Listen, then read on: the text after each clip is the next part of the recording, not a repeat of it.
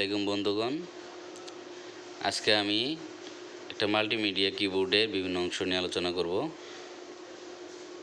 এটা একটি মাল্টিমিডিয়া কিবোর্ডের সবার কর্নারে যে ইএসসি কি আছে সেটা হলো এসকেপ কি এর সংক্ষেপ।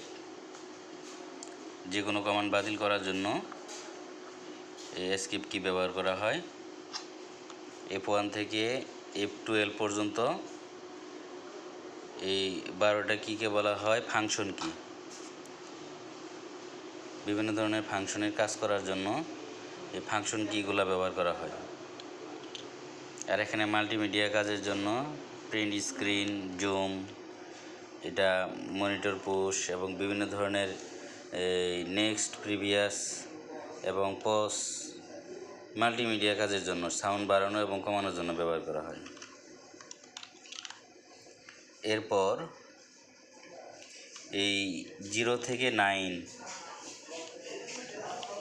9 পর্যন্ত এই কিগুলাকে নিউমেরিক কি বা নাম্বার কি বলা হয়। নিউমেরিক বা নাম্বার কি 0 থেকে 9 কাজের সুবিধার্থে কিবোর্ডের ডান পাশেও দেওয়া আছে। নাম লক যখন অন থাকে তখন এই কিগুলা চাপলে কাজ করবে, আর নাম লক অফ থাকলে কাজ করবে না। আর কাজ করতে হলে আবার নাম লকটা অন করতে হবে, তাহলে এই নিউমেরিক কিগুলা, নাম্বার কিগুলা কাজ করবে। এরপর এই 4টা কিকে বলা হয় এরো কি। আপ এরো, ডাউন এরো, লেফট এরো, রাইট এরো। এরো কি উপরে কার্সর যাওয়ার জন্য বা উপরে কমান্ড আনার জন্য এই আপ এরো চাপতে হয়, নিচের দিকে যাওয়ার জন্য ডাউন এরো চাপতে হয়। আর এখানেও এগুলোকে সবগুলো কম্পিউটার কন্ট্রোল কি বলে। Print screen, scroll, push break, insert, হোমটা হলো লাইনের প্রথমে যাওয়ার জন্য হোম কি ইউজ করা হয়। আর উপরে পেজে যাওয়ার জন্য পেজ আপ, নিচের পেজের জন্য পেজ ডাউন। এন্ড কি হচ্ছে লাইনের শেষে যাওয়ার জন্য। ডিলিট কি হলো ডান দিকে মোছার জন্য। বাম থেকে ডান দিক মোছার জন্য ডিলিট কি চাপতে হয়, ডেল সংক্ষেপ। আর ব্যাক স্পেস হচ্ছে ডান থেকে বাম দিকে মোছার জন্য ব্যাক স্পেস কি চাপতে হয়। তাহলে এগুলো নিউমেরিক কি 0 থেকে 9 পর্যন্ত। আর ট্যাব কি নির্দিষ্ট অন্তর কার্সর বা লেখার জন্য এই ট্যাব কি ব্যবহার করা হয়।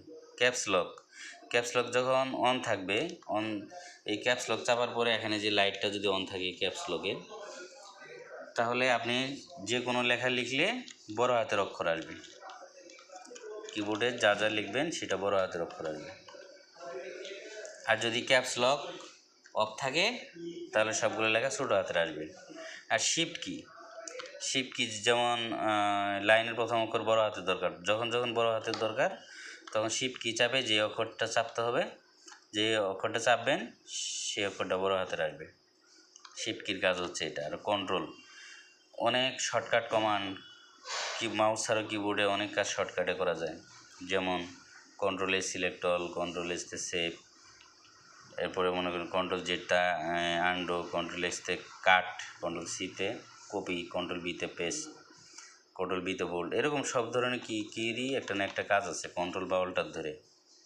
এটা উইন্ডোজ লোগো কি, এটা চাপলে ওই যে স্টার্টে যে ক্লিক হয় টাস্কবারের সেই কাজটা হবে।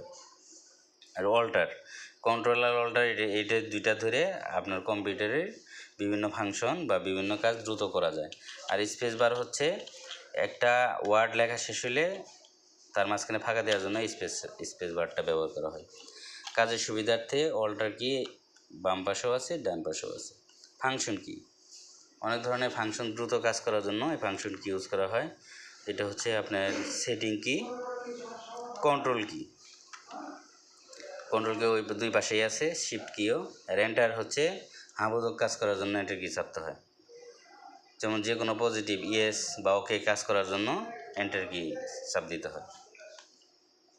এই হলো আমার পুরোটা। এরপরে আছে আপনার মাঝখানে যে অক্ষর আছে এ থেকে জেড পর্যন্ত 3টা লাইন, এগুলোকে বলা হয় ক্যারেক্টার বা আলফাবেটিক কি। এই 3টা লাইনের যে কিগুলো আছে এগুলোকে ক্যারেক্টার বা আলফাবেটিক কি বলা হয়। হ্যাঁ, আমার ভিডিওটি যদি ভালো লেগে থাকে অবশ্যই লাইক, কমেন্টস এবং সাবস্ক্রাইব করবেন। আসসালামু আলাইকুম।